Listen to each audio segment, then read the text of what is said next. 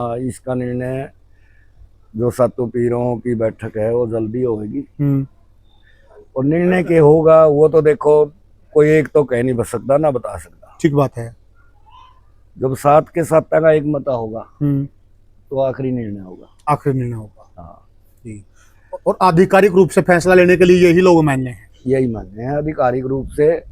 पदाधिकारी बनाने हैं या कुछ भी बनाना है तो इनके द्वारा ही माने। अच्छा। महंत तैयार करने हैं, महंत बनाने हैं, बैठाने हैं, उठाने हैं। तो ये 8 पीरों की एक सहमति हो गई। सहमति होती है। 2 गद्दियां हैं स्थल बोर और कोतकला। कोतकला ये हैं आई पंथ। आई पंथ में। हाँ। अच्छा। मान लो कोत तो आज गद्दी खाली है। कोत खाली है 24 साल से। 24 साल से। हाँ जी। पीर सुरजाई नाथ जी थे। हाँ। उनके बाद विवादित रही। विवादित। एक पीर का, एक फकीर का, एक संत का, एक महात्मा का एक जिद करना, जिद के स्वभाव से किसी गद्दी पर बैठ जाना जी उचित मानते हैं? अरे एक कार्यकारी के रूप में चल रही है। कार्यकारी 17 साल निंदाई नाथ रहेंगे जी। और उसके बाद 8 साल इनको होंगे सुखराय नाथ जी को। हाँ कार्यकारी तो चल रहे हैं। जी जी। और वो जो गद्दी दी जाया करे। जी जी। पक्की गद्दी। हाँ तेरी का मान हुआ है जो 8 मान के हर भंडारे में 100 रुपया मान कह लो निकलता है। अच्छा। इन गद्दियों का। इन गद्दियों का कि अगर नगरी में कुछ लोग चाहें कि आप गद्दी छोड़ दीजिए, कि आप छोड़ देंगे? नमस्कार साथियों, मैं हूं आपका होस्ट कुलदीप सिंह पुनिया और मैं लेकर चलता हूं आपको धार्मिक दुनिया। धार्मिक दुनिया की बात मैं क्यों कह रहा हूं साथियों? पिछले कुछ दिनों से हरियाणा के अंदर जो कोतकला डेरा है, दादा काला पीर का जो मठ है, उसको लेकर कोहराम मचा हुआ है। आज इस वीडियो के 2 पार्ट हैं साथियों।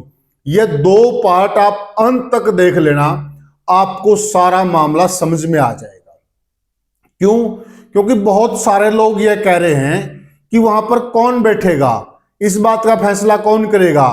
पंचायत करेगी, गांव करेगा, खाप करेंगी, या फिर जो पीर हैं वह करेंगे। और सबसे बड़ी मैं जानकारी आपको देने जा रहा हूं साथियों। सबसे बड़ी बात क्या है कि आज 7 पीरों की बैठक होगी। 7 पीरों की पंचायत कह लीजिए, बैठक कह लीजिए। आज नाथ संप्रदाय के रोहतक के अंदर, स्थल बोर डेरे के अंदर आज बहुत बड़ी महापंचायत है नाथों की। और किसको पावर है, क्या पीरों को पावर है, सारी चीजों की जानकारी आपको इस वीडियो के माध्यम से मिल जाएगी। एक एक सवाल का जवाब आपको मिल जाएगा। आखिर यह मामला क्या है? पूरा जो नाथ संप्रदाय का इतिहास है, कब से पीरी स्टार्ट हुई, किसने इनको पीर बनाया, कौन वह राजा था जिसने इनको पीरों की उपाधि दी, और क्या क्या पावर है पीरों के पास, क्या क्या ताकत है पीरों के पास, सारा जो मामला चला हुआ है। वीडियो को आप अंत तक देखिएगा, आपको पूरे मामले का पता चल जाएगा। और विशेषकर 8 पीरों का जिक्र चलता है हरियाणा के अंदर, और वह 8 पीर कौन कौन से हैं, क्या उनको अधिकार हैं, और ये पीरों की परंपरा कहां से शुरू हुई। आज मेरा भी सौभाग्य है कि मैं भी आज एक पीर के चरणों में बैठा हूं। उझाना मठ है जो नाथ संप्रदाय की गद्दी है, यहां के पीर हैं महंत राजनाथ जी। पीर जी सबसे पहले आदेश दिया। पीर जी, बहुत सारे लोगों की जिज्ञासा है कि जो नाथ संप्रदाय है इसके बारे में जानना चाहते हैं। शुरुआत कहां से होती है नाथ संप्रदाय की? पहले तो आपके सुनने वालों को, आपके चैनल को, सबको बहुत बहुत आदेश, नमस्कार, प्रणाम, सत श्री अकाल जी। बहुत बहुत धन्यवाद। इसके बाद जहां आज आप आए हैं जी जी। तो आपकी जानकारी जो आप चाहो हो जी जी। वो मैं आपको देने के लिए तैयार हूँ, जहाँ तक मैं जानता हूँ।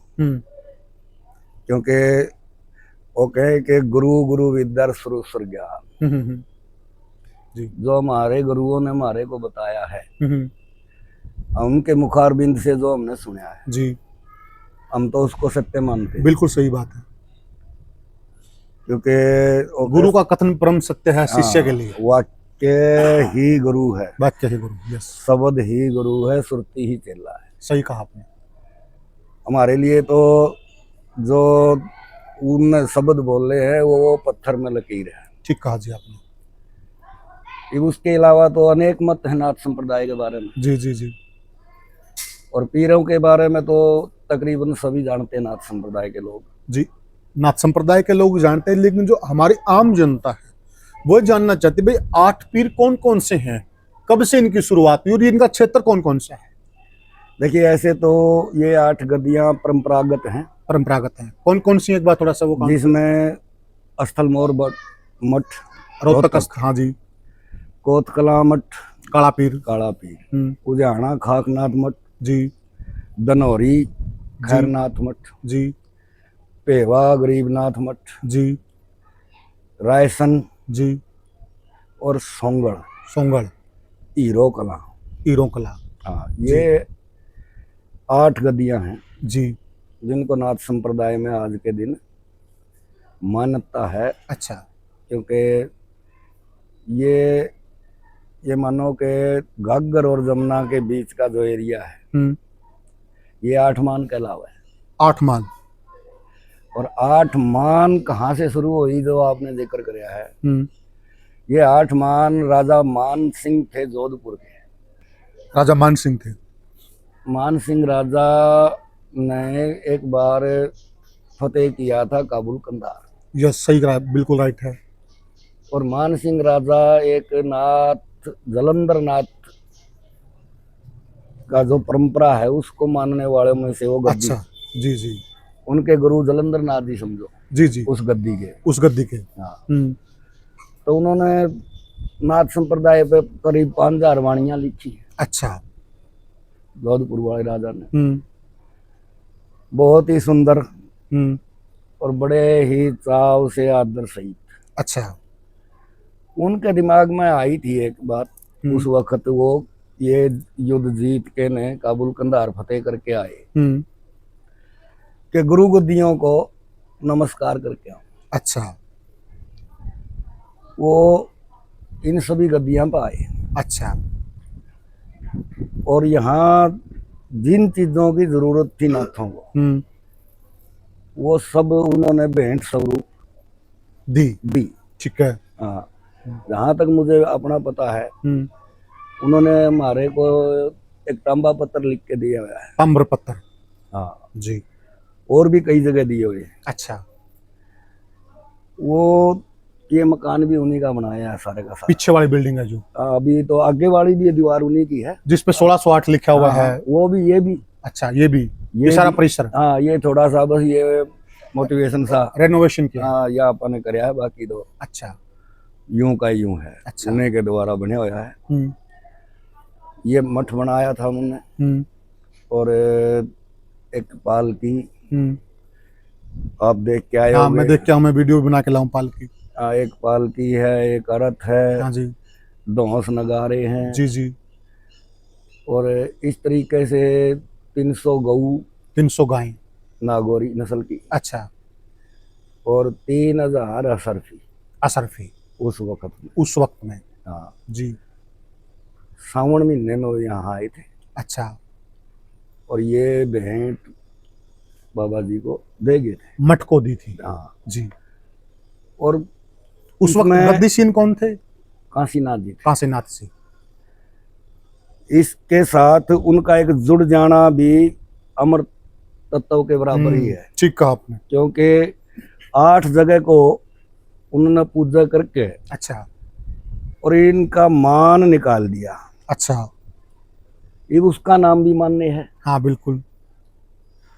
एक सम्मान भी हो गया और दूसरा उसका नाम जुड़ गया नाथ संप्रदाय। नाथ संप्रदाय के साथ। हाँ, जब तक ये गद्दियां रहेंगी उनका नाम भी साथ के साथ चलता रहेगा। 8 मान। 8 मान, ये एक सही में सही उसने तो मान सम्मान कराया था। ठीक बात है। और अपना राजस्थान की एक भाषा में गुरुओं को पीर भी बोला जाता है। पीर भी बोला जाता है, जैसे गुग्गा पीर। सही कह रहे हैं आप।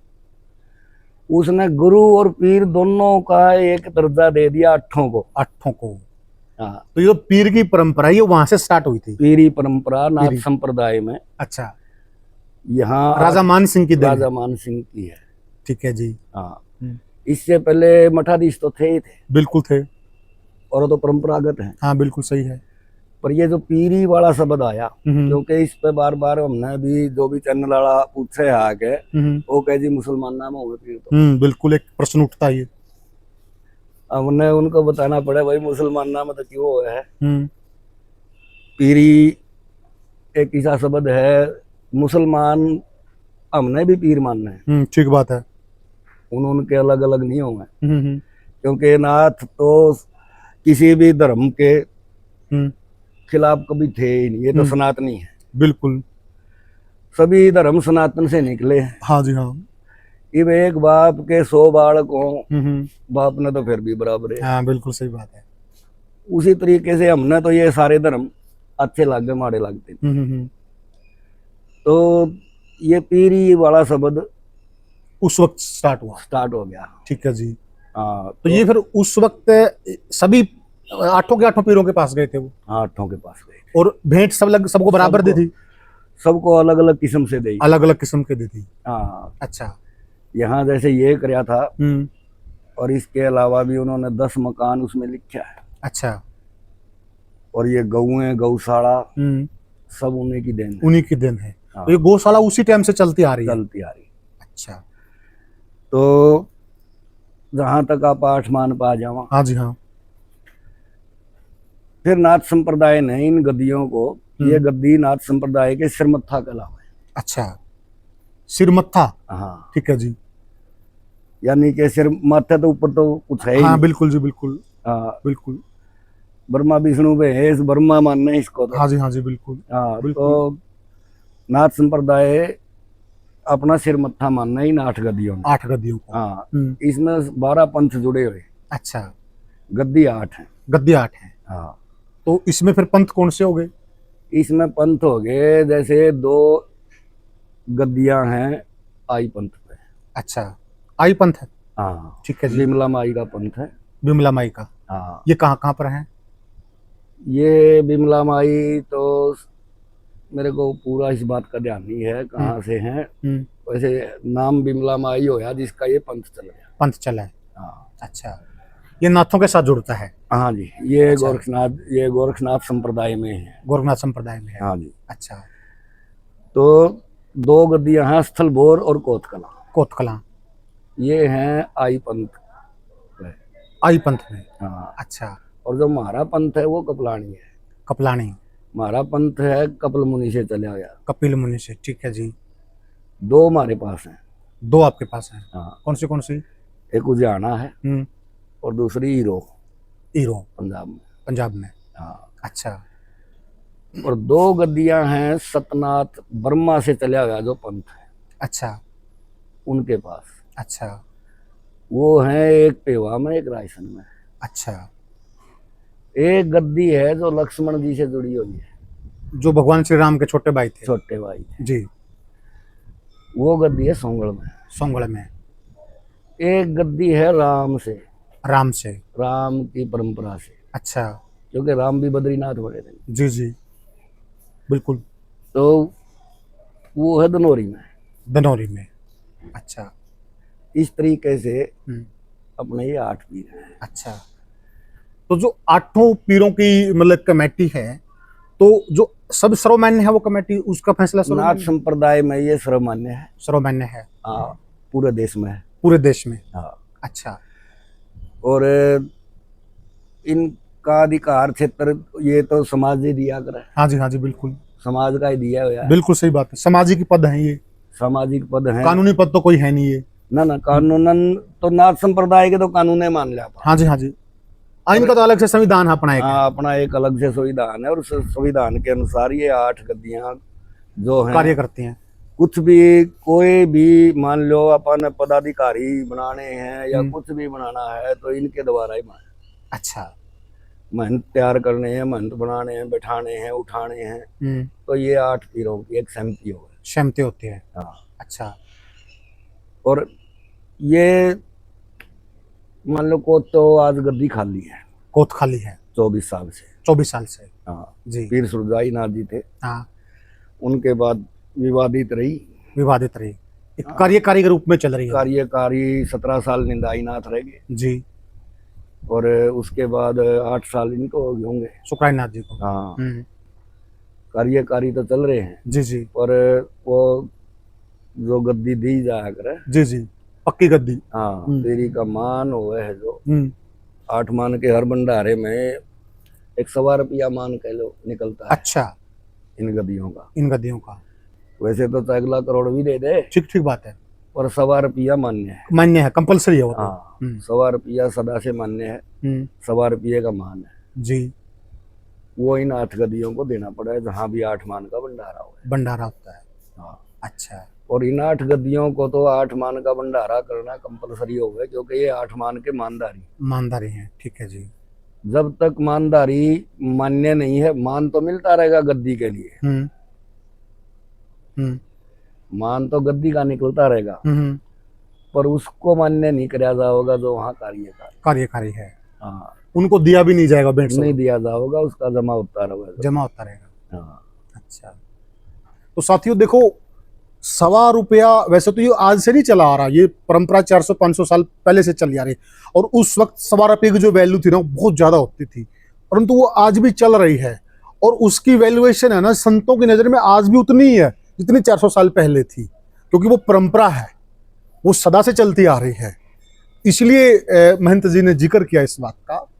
तो महंत जी, मतलब फिर आपके जो 8 पीर हैं, आपकी जो 8 मान हैं, तो इनमें आधिकारिक रूप से फैसला लेने के लिए 8 पीर ही एक तरह से 8 जजों की भूमिका में है। जी जी, ये कह सकते हैं। हाँ, नाथ संप्रदाय जैसे 5 बैच अपनी भाषा में आप इन जजमेंट लेने वाले कह लो। हाँ, ये तो मान सम्मान है, और ये हमारे संप्रदाय में जो भी काम हुआ है वो एक मत से हुआ है। एक मत से होते हैं। ये 8 पीर जो हैं, ये भी सबकी सार्वजनिक बात सुनकर फिर कुछ करें, लोगों की भावना।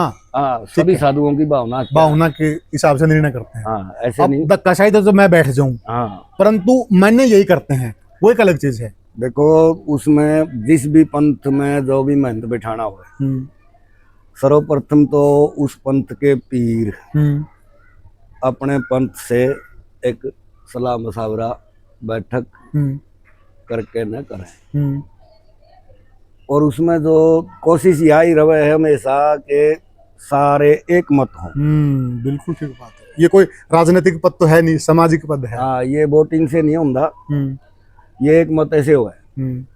तो उसके बाद वो उस पंथ के जो पीर महंत हैं, वो उन पीर महंतों के बीच में ये बात अपनी बता देवे कि मेरा पंथ, मेरे साधु इस महंत के लिए राजी है। अगर उसके ऊपर कोई दाग ना है, पहले तो पंथ वाले भी यही कोशिश करें कि बेदाग हो। फिर भी जब कभी ऐसा अड़चन आ भी जावे है और कोई दागी है, तो कोई भी उसको मना भी कर दे तो उसमें कोई एतराज नहीं होता, क्योंकि दागी को ये मान सम्मान देते नहीं।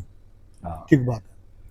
तो अभी हाल फिलहाल में आप 8 पीरों की कोई सभा होनी है, मीटिंग होनी है?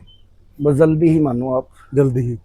इसका निर्णय जो 7 पीरों की बैठक है वो जल्दी होगी, और निर्णय के होगा वो तो देखो कोई एक तो कह नहीं सकता ना बता सकता। ठीक बात है। जब 7 के 7 का एक मता होगा तो आखिरी निर्णय होगा। हाँ, और आधिकारिक रूप से फैसला लेने के लिए यही लोग मान्य हैं। यही मान्य है आधिकारिक रूप से।